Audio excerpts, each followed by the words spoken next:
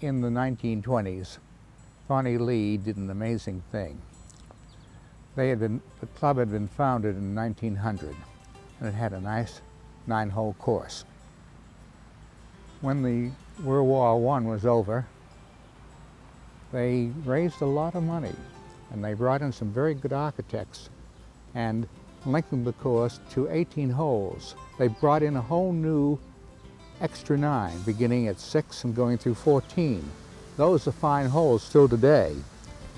The other holes were upgraded as best as possible, but they didn't have the length of the outside 9. That's a great test. In the early 1920s, with Hagen at its peak and Jones coming along, golf became very, very popular. Thorny Lea had an old pro at that time by the name of Bill Shields, who went on for many years. And he did a darn good job keeping the course in shape.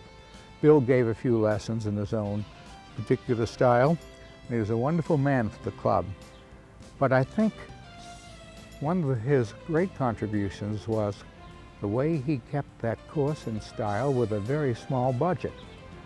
It was a good club to play, and he was a very attractive guy, lots of humor, and we were very lucky in those days. We were a good club.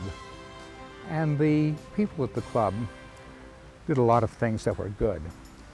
We joined the Greater Boston 4-Ball League, and so not every Sunday, but most Sundays, or half the Sundays, people were down to play us at our local club. We saw a lot of good players like Jesse Sweetser, who'd won the National Amateur in 1921.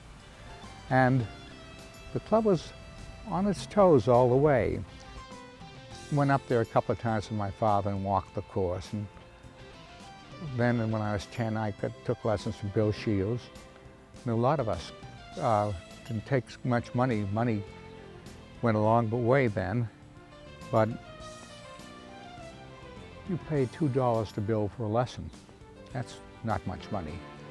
Once you bought your club, there weren't any really heavy expenses. You paid for some balls and had to do that. But it was an inexpensive sport. A lot of nice people there. A lot of my friends who grew up when I did, or around that time, we never forget Thorny Lea. It was a great place to go when you grew up. That was where you can find the girls. But the people of all ages got along well. It was a lucky thing in our lives. And I particularly remember when we have a large family. I have an older sister, Martha, a youngest brother, Jack, and then 2 other sisters, Rhodey and Giddy.